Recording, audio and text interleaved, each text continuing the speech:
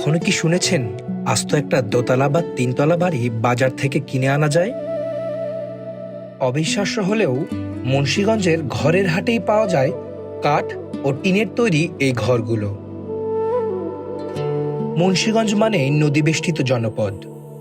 পদ্মা, মেঘনা আর ধলেশ্বরীর ভাঙন এখানকার মানুষের নিত্যসঙ্গী।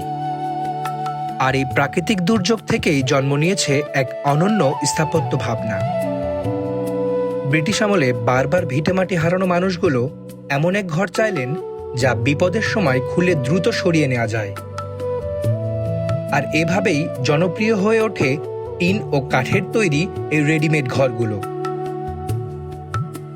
এই ঘরগুলো শুধু স্থানান্তরযোগ্য নয়, স্থাপত্য শৈলীতেও নান্দনিকতা বহন করে।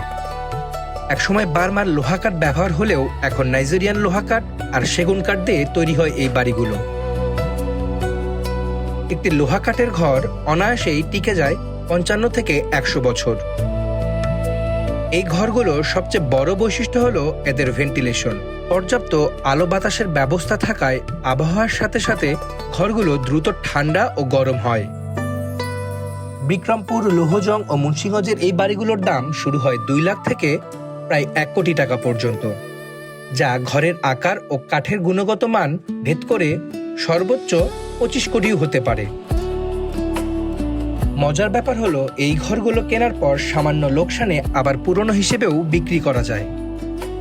মুন্সিগঞ্জের এই রেডিমেড ঘরগুলো এখন আর প্রয়োজনে সীমাবদ্ধ নেই। এটি এখন পরিণত হয়েছে ঐতিহ্য আর শখের ঠিকানায়। এই স্থানীয় স্থাপত্য ভাবনা হতে পারে আধুনিক মুভেবল হাউস ডিজাইনের দারুণ এক অনুপ্রেরণা।